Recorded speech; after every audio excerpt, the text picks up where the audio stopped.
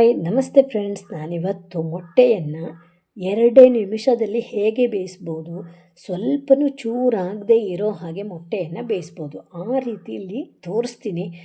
ಒಂದು ಸಣ್ಣ ಟಿಪ್ಸ್ ಇದೆ, ಅದನ್ನು ಫಾಲೋ ಮಾಡಿಬಿಟ್ರೆ ಎಷ್ಟು ಮೊಟ್ಟೆ ಆದರೂ ಸ್ವಲ್ಪನೂ ಚೂರಾಗದೆ ಇರೋ ಹಾಗೆ 2 ನಿಮಿಷದಲ್ಲಿ ನಾವು ಬೇಯಿಸ್ಬೋದು. ಓಕೆನಾ? ಗ್ಯಾಸು ಉಳಿಯುತ್ತೆ, ಮೊಟ್ಟೆನೂ ಹೇಗೆ ಇಟ್ಟಿದ್ದೀವಿ ಹಾಗೇ ಇರುತ್ತೆ, ಸ್ವಲ್ಪನೂ ಚೂರಾಗಲ್ಲ. ಒಂದು ಟಿಪ್ಸನ್ನು ಹೇಳ್ತೀನಿ, ಪೂರ್ತಿ ವಿಡಿಯೋ ನೋಡಿ. ಓಕೆನಾ? ಪೂರ್ತಿ ವಿಡಿಯೋ ನೋಡಿ. ನಾನಿಲ್ಲಿ 3 ಮೊಟ್ಟೆ ಬೇಯಿಸಿ ಸಿಪ್ಪೆ ತೆಗಿತಾ ಇದ್ದೀನಿ ನೋಡಿ. ಒಂದೇ ಕೈಯಲ್ಲಿ ಬರುತ್ತೆ, ನಿಧಾನವಾಗಿ ತೆಗಿಬೇಕು, ಸ್ವಲ್ಪನೂ ಹಾಳಾಗಲ್ಲ. ಒಂದು ಕೈಲೇ ಬರುತ್ತೆ ಅಂದರೆ ನೀವು ಯೋಚನೆ ಮಾಡಿ, ಟಿಪ್ಸು ಚೆನ್ನಾಗಿದೆ ಅಂತ ಅರ್ಥ ಅಲ್ವಾ? ನಾನು ಹೇಳ್ತೀನಿ. ಓಕೆನಾ?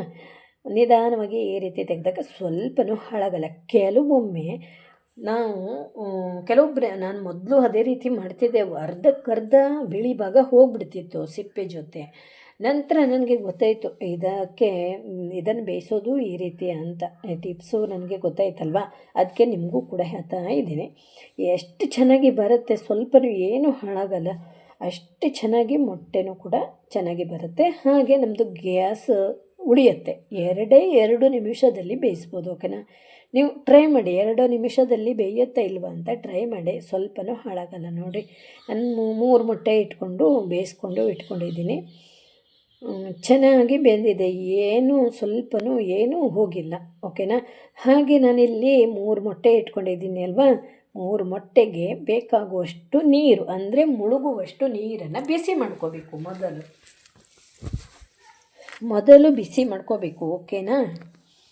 ಅಂದರೆ ಬಿಳಿ ಗುಳ್ಳೆ ಬರೋ ಥರ ಆಗಬೇಕು, ಅಷ್ಟೇ ಬಿಸಿ ಆಗಬೇಕು. ಹೀಗೆ ನೋಡ್ಕೋಬೇಕು. ಬಿಸಿ ಆದ ನಂತರ ಅದು ತಳದಲ್ಲಿ ಮಾತ್ರ ಬಿಳಿ ಗುಳ್ಳೆ ಸ್ಟಾರ್ಟ್ ಆಗುತ್ತೆ ಅಲ್ವಾ, ಆವಾಗ ಮೊಟ್ಟೆಯನ್ನು ಹಾಕಬೇಕು.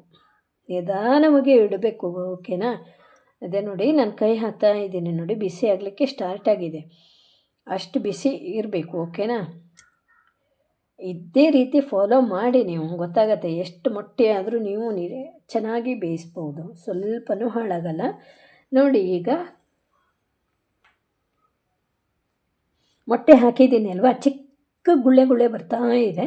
ಆವಾಗ ನಾನು ಏನು ಮಾಡ್ತೀನಿ, ಚಿಕ್ಕ ಗುಳ್ಳೆ ಬಂದಾಗಲೇ ಮೊಟ್ಟೆ ಹಾಕಿದ್ದೀನಿ. ಓಕೆನಾ? ಈಗ 1 ನಿಮಿಷ ಆಗುವಷ್ಟು ಮುಚ್ಚಿ ಬೇಯಿಸಬೇಕು. ಆ ಚಿಕ್ಕ ಗುಳ್ಳೆ ಬರೋ ಟೈಮಲ್ಲಿ ನಾವು 1 ನಿಮಿಷ ಅನ್ನೋ ಚಿಕ್ಕ ಗುಳ್ಳೆ ದೊಡ್ಡ ಗುಳ್ಳೆಯಾಗಿ ಕುದೀತಾ ಇರುತ್ತೆ. ನೋಡಿ, ಕುದೀತಾ ಇದೆ. 1 ನಿಮಿಷದಲ್ಲಿ ಈ ರೀತಿ ಆಯಿತು. ಇದೇನಾಯಿತು ಈಗ ಗೊತ್ತಾ, ಅರ್ಧಕ್ಕರ್ಧ ಬೆಂದಿದೆ. ಅದ್ರ ಒಳಗಡೆ ನೀರಿನ ಅಂಶ ಎಲ್ಲ ಗಟ್ಟಿಯಾಗಿಬಿಟ್ಟಿದೆ. ಇನ್ನೂ ಅದ್ರ ಒಳಗಡೆ ಬೇಯಬೇಕಲ್ವ. ಈಗ ಉಪ್ಪು ಹಾಕ್ತಾ ಇದ್ದೀನಿ. ನಿಮ್ಮಲ್ಲಿ ಯಾವುದು ಉಪ್ಪಿದೆ ನೋಡಿ, ಆ ಉಪ್ಪನ್ನು ಹಾಕಿ ಹೀಗೆ ಮುಚ್ಚಿ ಬೇಯಿಸಿ, ಸಣ್ಣ ಫ್ಲೇಮಲ್ಲಿ ಇಡಬೇಕು. ನೋಡಿ, ಈಗ 1 ನಿಮಿಷಕ್ಕೆ ಅದು ಚೆನ್ನಾಗಿ ಉಪ್ಪಲ್ಲಿ ಬೆಂದ್ಕೊಬಿಡತ್ತೆ. ದೊಡ್ಡ ಫ್ಲೇಮ್ ಮಾಡಿದರೆ ಹಾರಿ ಹೋಗುತ್ತೆ ಅಲ್ವಾ, ಅದಕ್ಕೆ ದೊಡ್ಡ ಫ್ಲೇಮಲ್ಲಿ ಇಡಬಾರ್ದು, ಚಿಕ್ಕ ಫ್ಲೇಮಲ್ಲೇ ಇಡಬೇಕು. 1 ನಿಮಿಷ ಆಯಿತು, ನಾನೀಗ ತೆಗಿತೀನಿ. ನೋಡಿ, ನಾನು ಹೇಳ್ತೀನಿ, ಟಿಪ್ಸು ಕೂಡ ನಿಮಗೆ ಯಾಕೆ ಈ ರೀತಿ ಮಾಡಬೇಕು ಅಂತ ಹೇಳ್ತೀನಿ. ಬಿಸಿ ನೀರನ್ನು ತೆಗೆದಿದ್ದೀನಿ, ನಂತರ ಥಂಡ ನೀರನ್ನು ಹಾಕಿ ಇಡ್ತೀನಿ. ನಾವು ಅದನ್ನು ಮೊಟ್ಟೆ ಸಿಪ್ಪೆ ತೆಗೆಯುವಾಗ ತುಂಬ ಥಂಡು ಆಗಬಾರ್ದು, ತುಂಬ ಬಿಸಿನೂ ಇರಬಾರ್ದು. ಆ ಟೈಮಲ್ಲಿ ಸಿಪ್ಪೆಯನ್ನು ತೆಗಿಬೇಕು. ನೀಟಾಗಿ ಬರುತ್ತೆ. ತುಂಬ ಥಂಡಾಗಿಬಿಟ್ರೆ ಸಿಪ್ಪೆ ತೆಗೆಯೋ ಚಾನ್ಸು ಅಲ್ಲಲ್ಲಿ ಕಟ್ಟಾಗ್ಬೋದು. ಸ್ವಲ್ಪ ಬಿಸಿ ಇರಬೇಕು. ಓಕೆನಾ?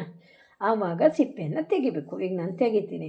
ಟಿಪ್ಸ್ ಏನಂದರೆ, ನಾವು ಬಿಸಿ ನೀರನ್ನು ಇಡ್ತೀವಿ ಅಲ್ವಾ, ಮಾತ್ರ ಚಿಕ್ಕ ಗುಳ್ಳೆ ಬರುವಾಗ ಮೊಟ್ಟೆಯನ್ನು ಇಡ್ತೀವಿ, ಮುಚ್ತೀವಿ. ಅದು ಏನಾಗುತ್ತೆ, ಮೊಟ್ಟೆ ಒಳಗೆ ಇರುವ ಹಳದಿ ಭಾಗ ಮತ್ತು ಬಿಳಿಯ ಭಾಗ ನೀರಿನ ಅಂಶ ಇರುತ್ತೆ ಅಲ್ವ, ಅದು ಮೊದಲು ಗಟ್ಟಿಯಾಗಿಬಿಡತ್ತೆ. 1 ನಿಮಿಷದಲ್ಲಿ ಅದು ಗಟ್ಟಿಯಾಯಿತು ಅಂದ ಕೂಡಲೇ ಅದು ಹೊರಗಡೆ ಬರೋ ಚಾನ್ಸೇ ಇರಲ್ಲಲ್ವ. ಅದ್ರದ್ದು ಹೀಗೆ ಒಡೆದು ಹೋಯಿತು, ಅದರದ್ದು ನೀರೆಲ್ಲ ಹೊರಗೆ ಬಂತು, ಈ ಚಾನ್ಸೇ ಇರಲ್ಲ 1 ನಿಮಿಷದಲ್ಲಿ. ಅಂದರೆ ಅದು ಚಿಕ್ಕ ಫ್ಲೇಮಲ್ಲಿ ಬೇಯ್ತಾ ಇರುತ್ತೆ. ಹಾಗಾಗಿ ಅದು ಗಟ್ಟಿಯಾಯಿತು ಅಂದ ಕೂಡಲೇ ಮೊಟ್ಟೆ ಅರ್ಧಕ್ಕರ್ಧ ಬೆಂದ ಹಾಗೆ, ಇನ್ನರ್ಧ ಬೇಯಲಿಕ್ಕೆ ದೊಡ್ಡ ಫ್ಲೇಮಲ್ಲಿ ಇಡಬೇಕು 1 ನಿಮಿಷ. ಆವಾಗ ಏನಾಗುತ್ತೆ, ಅದು ಒಳಗಡೆದು ಗಟ್ಟಿಯಾಗಿರುತ್ತೆ ಅಲ್ವಾ ನೀರಿನ ಅಂಶ, ಇನ್ನೊಂದು ನಿಮಿಷದಲ್ಲಿ ಪೂರ್ತಿ ಬೆಂದಿರುತ್ತೆ. ಇಷ್ಟೇ. ನಾವೇನಾದರೂ ಮೊಟ್ಟೆಯನ್ನು ಇಡುವಾಗಲೇ ನೀರು ಹಾಕಿ ದೊಡ್ಡ ಫ್ಲೇಮಲ್ಲಿ ಇಟ್ಟುಬಿಟ್ಟಿದ್ದೀವಿ ಅಂದರೆ, ಆ ರಭಸಕ್ಕೆ, ಅಂದರೆ ಕುದಿಯುವ ರಭಸಕ್ಕೆ ಅದು ಒಡೆದು ಹೊರಗಡೆ ಎಲ್ಲ ಬಂದು ಹೋಗಿಬಿಡತ್ತೆ. ನಾವು ಮೊಟ್ಟೆ ಸಿಪ್ಪೆ ತೆಗೆಯುವಾಗ ಅದು ನಮಗೆ ಸರಿಯಾಗಿ ಸಿಗಲ್ಲ. ಓಕೆನಾ. ಈ ರೀತಿ ಸಣ್ಣ ಫ್ಲೇಮಲ್ಲಿ ಮೊದಲು ಬೇಯಿಸ್ಕೋಬೇಕು. ಒಳಗಡೆ ನೀರೆಲ್ಲ ಗಟ್ಟಿಯಾಗಬೇಕು ಅಷ್ಟೇ. ಇದು ಚಿಕ್ಕ ಟಿಪ್ಸು. ಅದು ಗಟ್ಟಿ ಆದ ನಂತರ ನಾವು ದೊಡ್ಡ ಮಾಡಬೇಕು. ದೊಡ್ಡ ಫ್ಲೇಮಲ್ಲಿ ಬೇಯಿಸಿದರೆ ಆಯಿತು. ನೀಟಾಗಿ ಬೆಂದ್ಕೊಬಿಡತ್ತೆ. ಓಕೆನಾ. ತುಂಬ ಚೆನ್ನಾಗಿ ಬೇಯುತ್ತೆ. ಇದೇ ಟಿಪ್ಸನ್ನು ನೀವು ಕೂಡ ಫಾಲೋ ಮಾಡಿ ಒಂದು ಸಲ ಟ್ರೈ ಮಾಡಿ ನೋಡಿ. ಜಸ್ಟ್ ಬಿಸಿ ಆದ್ಕೊಳ್ಳೆ ಮೊಟ್ಟೆಯನ್ನು ಇಡಿ, ಒಂದು ನಿಮಿಷ ಇಡಿ, ಅದ್ರ ಒಳಗೆ ಇರೋದು ನೀರು